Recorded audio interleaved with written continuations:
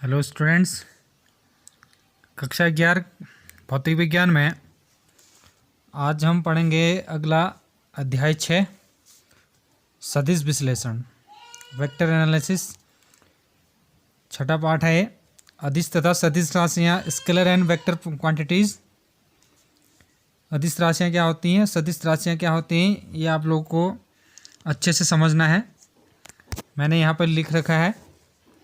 तो सबसे पहले हम समझते हैं अदिश राशियाँ। स्केलर जिसको हम कहते हैं, स्केलर्स जिसको अदिश राशियाँ कहते हैं, तो ये होता है वे भौतिक राशियाँ जिन्हें व्यक्त करने के लिए केवल परिमाण की आवश्यकता होती है, दिशा की नहीं, अदिश राशियाँ कहलाती है। वे भौतिक राशियाँ जिन्हें व्यक्त करने के लिए केवल परिमाण की आवश्यकता होती है, दिशा की नहीं, अदिश राशियाँ कहलाती है। मतलब वे भौतिक राशियाँ जिनको व्यक्त करने के लिए केवल परिमाण की आवश्यकता होती है, डायरेक्शन की नहीं, ठीक है ना। क्वांटिटीज की आवश्यकता होती है और परंतु जो डायरेक्शन होगी उसकी आवश्यकता नहीं होती है, अदिश राशियाँ कहलाती है। एग्जाम्पल के लिए मैंने लिखा है उदाहरण: दूरी, चाल, द्रव्यमान, घनत्व, समय, कार्य, शक्ति, ऊर्जा, आवेश, वैद्युत धारा, विभव, ताप, दाब, आवृत्ति, बड़े कोण आदि। जो ये सारे क्या हैं, अदिश राशियाँ हैं। अब और अदिश राशि को अच्छे तरीके से समझने के लिए मैंने नीचे लिखा है ये: किसी भी अदिश राशि को पूर्ण रूप से व्यक्त करने के लिए राशि का संख्यात्मक मान तथा मात्रक आवश्यक है। उदाहरण के लिए जैसे एक व्यक्ति का द्रव्यमान 60 किलोग्राम है, 60 किग्रा है, ठीक है ना। अब देखिए जो 60 है वो परिमाण है, 60 क्या है, क्वांटिटीज है, मतलब 60 परिमाण है, और किलोग्राम क्या है, उसका मात्रक है, ठीक है ना। उसका मात्रक कितना है, किलोग्राम। तो 60 इसका परिमाण हो गया, किलोग्राम क्या हो गया, मात्रक हो गया। उस प्रकार से पारे का घनत्व 13.6 ग्राम प्रति सेंटीमीटर क्यूब है। तो पारे का घनत्व 13.6 इसकी क्वांटिटी है, मात्रा या परिमाण जिसको हम कहते हैं, और सेंटीग्राम प्रति सेंटीमीटर क्यूब क्या है, इसका मात्रक है, इसकी यूनिट है, ठीक है। पानी का ताप 30 डिग्री सेल्सियस है। तो पानी का जो टेम्परेचर है इसमें हमें कह रहा है 30 डिग्री सेल्सियस है। तो 30 डिग्री क्या है, ये हमारे पास परिमाण है या क्वांटिटीज़ है, और सी क्या है, इसका टेम्परेचर जो हमारे पास है उसका मात्रक है, उसकी यूनिट है। टेम्परेचर का मात्रक क्या होता है, केल्विन भी होता है, डिग्री सेल्सियस भी होता है, और फ़ारेनहाइट भी होता है। यहाँ पे डिग्री सेल्सियस दिया है, ठीक है। एक चीज़ और समझना है इसमें, अदिश राशियों को या अदिश राशियों का जोड़ना, घटाना, गुणा व भाग आदि सामान्य गणित की सहायता से किया जा सकता है।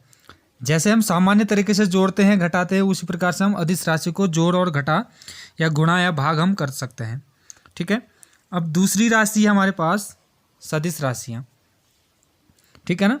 वेक्टर जिसको हम कहते हैं इंग्लिश में, वे भौतिक राशियाँ जिन्हें व्यक्त करने के लिए परिमाण व दिशा दोनों की आवश्यकता होती है, सदिश राशियाँ कहलाती है। देखिए वे भौतिक राशियाँ जिनको व्यक्त करने के लिए परिमाण की आवश्यकता तो होती है, उसी के साथ साथ दिशा की आवश्यकता भी होती है। परिमाण मतलब जैसे ऊपर था हमारे पास केवल परिमाण की आवश्यकता होती है अदिश में, दिशा की नहीं। लेकिन सदिश में क्या होता है, परिमाण की आवश्यकता होती है परंतु दिशा की आवश्यकता भी होती है, दोनों की आवश्यकता होती है, सदिश राशियाँ कहलाती है। फॉर एग्जाम्पल जैसे विस्थापन, वेग, त्वरण, बल, रेखीय संवेग, बलाघूर्ण, भार, ताप, प्रवणता, कोणीय विस्थापन, वैद्युत क्षेत्र की प्रबलता आदि, ये सारे क्या हैं, सदिश राशियाँ हैं। तो बहुत सारे चीज़ इसमें से पढ़ रखे हैं और बहुत सारे चीज़ आप लोगों ने नहीं पढ़े हैं, अभी आगे पढ़ते रहोगे। आगे जैसे रेखीय संवेग है, तो बलाघूर्ण तो 12th का है, 12 में हम आप लोगों को बताएंगे 12th में बलाघूर्ण क्या होता है, ठीक है ना। ये सब वैद्युत क्षेत्र की प्रबलता है, जैसे ये 12th के टॉपिक है, ठीक है ना। तो ये सारे सदिश राशियाँ हैं जो मैंने एग्जाम्पल लिखे हैं। फिर हम सदिश राशि को समझने के लिए नीचे मैंने लिखा है, किसी भी सदिश राशि को पूर्ण रूप से व्यक्त करने के लिए परिमाण के साथ साथ दिशा का भी उल्लेख आवश्यक है। बहुत सरल है, अदिश राशि में दिशा का उल्लेख नहीं हो रहा था, सदिश राशि में दिशा का उल्लेख भी होता है, ठीक है ना। उदाहरण के लिए जैसे कार का वेग 60 किलोमीटर प्रति घंटा है या 60 किलोमीटर प्रति आवर है, 60 किलोमीटर पर आवर, है तो हमारी बात अधूरी रहेगी। क्यों हमारी बात अधूरी रहेगी? मतलब हमने सिर्फ अभी परिमाण को बताया है। अभी 60 किलोमीटर प्रति घंटा क्या है कि 60 किलोमीटर पर आवर, ये उसकी जो है क्वांटिटीज है, उतना है।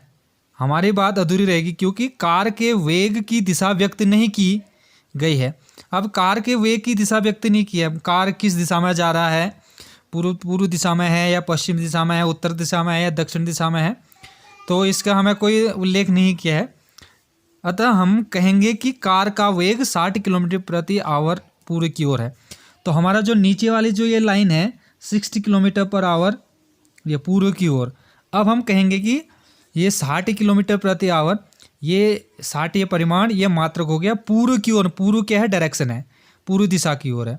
तो ये हमारे पास क्या है? तो सदिश राशि को हम किस प्रकार से व्यक्त करेंगे? जैसे 60 किलोमीटर प्रति घंटे या 60 किलोमीटर पर आवर पूर्व की ओर, तो पूर्व यहाँ पर डायरेक्शन हो गया, तो दोनों चीज़ आ गया, परिमाण भी आ गया और दिशा भी आ गया। तो इस प्रकार से ये सदिश राशियाँ हो गई। तो इसमें मैंने सदिश और अदिश राशियाँ समझाने की कोशिश की है आप लोगों को। आई होप आप लोगों को अच्छे से समझ में आ गया होगा। जिसको समझ में नहीं आएगा या जिसको समझ में नहीं आया वो आप लोग इस वीडियो को अच्छे से दोबारा देख सकते हैं, और इस वीडियो को देखने के बाद समझ में आ जाएगा, और अपनी फिर जो आपकी हल कॉपी है उसमें आप लोग इसको नोट करेंगे।